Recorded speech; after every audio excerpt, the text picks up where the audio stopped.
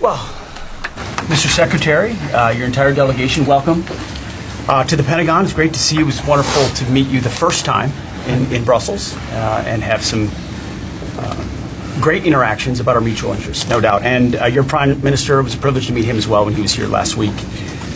Our nations, as you know, share a long and special relationship, stronger today than ever before. I experienced that firsthand myself, as many of our generation has, on the battlefield, shoulder to shoulder with British troops in Afghanistan. I know how capable they are, how tough they are, and how close our bond is as brothers across the Atlantic, full stop. And so we are grateful for, the many years that we have stood by each other's side. And also, at the same time, we are in the middle of a dynamic security environment where on that continent, President Trump is calling on our European allies to take the lead. And you have done just that, sir. In fact, you chaired the first meeting of the Ukraine Defense Contact Group that I had a pleasure to speak to. That was your first time as chair, and you'll continue to. And that's, again, the United Kingdom stepping up. And then once again, when your Prime Minister was here, you called me. We had a chance to speak briefly about the increase in defense spending that the UK is undertaking. So UK leadership is absolutely critical, and we very much appreciate it. We want to work together to achieve peace and security in Europe by working to bring an end to the war in Ukraine, building sustainable deterrence on the continent, and then increasing our allied capabilities and interoperability. And European leadership of NATO, led by the UK, led by others, is, we believe, the future of defense on the continent, ensuring we provide a peaceful future for your kids and my kids and your grandkids and my grandkids. That's ultimately what it's about. I also want to thank the British people for the warm support they give to U.S. forces stationed in the UK as well. It's a long-standing relationship that we are very grateful for. So you're true allies, longtime friends. We're new friends, but we're getting there, and fellow warriors. So thank you very much for being here, Mr. Secretary. Mr. Secretary, thank you for such a warm welcome and such warm words. It's great to be back in Washington, and it's good to see you again. We last met last month in NATO, and then you challenged Europe to step up. You challenged us to step up on Ukraine, on defense spending, on European security, and I say to you that we have, we are, and we will further. And last week, the British Prime Minister announced the biggest increase in defence spending since the end of the Cold War, and we will go further. You also asked the UK to step up on leadership on Ukraine alongside the US. And indeed, you were with me when we had the 46 nations round the table at a week's notice at the Ukraine Contact Group. Our meeting today follows very good discussions between President Trump and Prime Minister Starmer a week ago today, in which they both pledged to work together. Our nations would work together to secure a lasting peace in Ukraine. And we have a chance today to discuss the progress on that path to peace, with the opportunity that President Trump has created now since the 20th of January. And when your President and my Prime Minister met last week, your President also said that the UK and the US have a relationship like no other. And I think for me that was exemplified last night at the British Embassy, when we were able to lay on a party to celebrate the 250th birthday of the US Marine Corps. And for more than a century, your US Marines and our Royal Marines have trained together, they fought together, and too often they've died together, defending the values that our two free nations share. And Pete, as you say, you know that from your own experience and your own service. And in many ways, for me, they embody the sort of warrior force that both you and I as Defence Secretaries are dedicated in our roles to strengthen, because we know that we have to strengthen, together with allies, deterrence in the face of rising threats. And finally, if I may,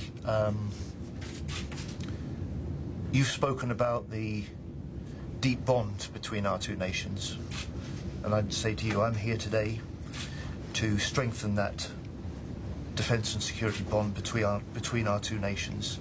It's needed now more than ever in this new era that we must face together.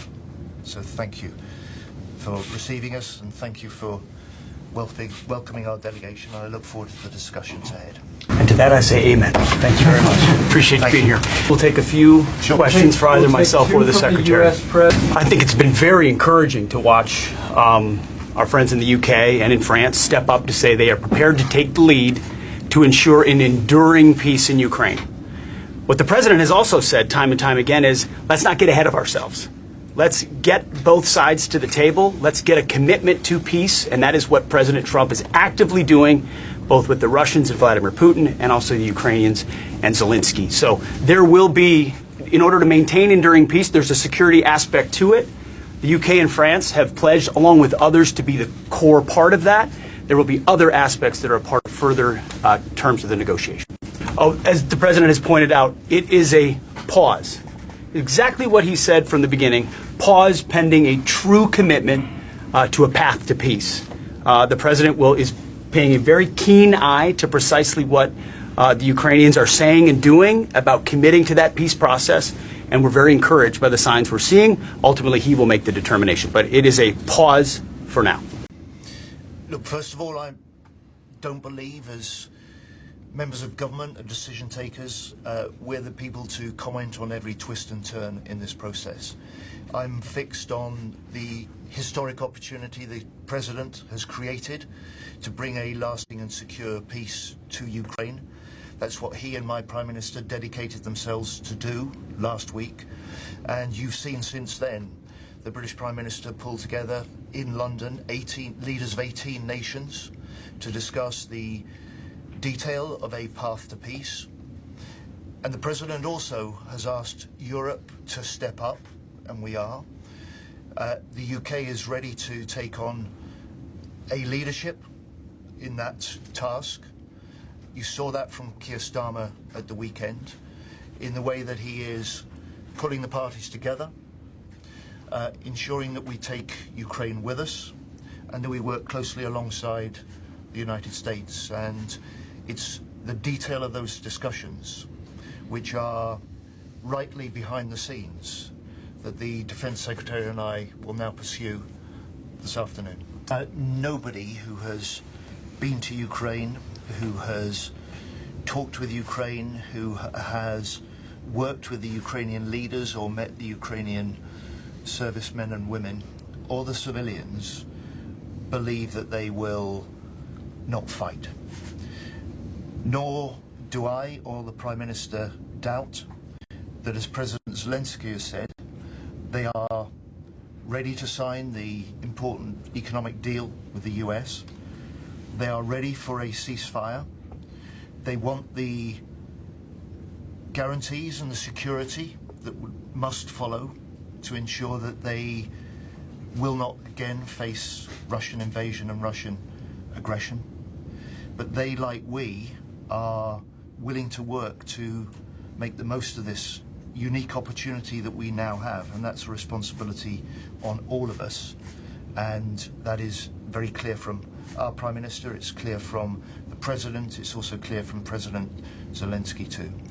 And as far as your question about nuclear, it is a question that it would be unthinkable and unprecedented for any Defence Secretary or any government to start just commenting on or speculating on. We are watching, obviously, very closely the front line of troops. I mean, our chairman, the Defense Department, of course, we monitor that very closely.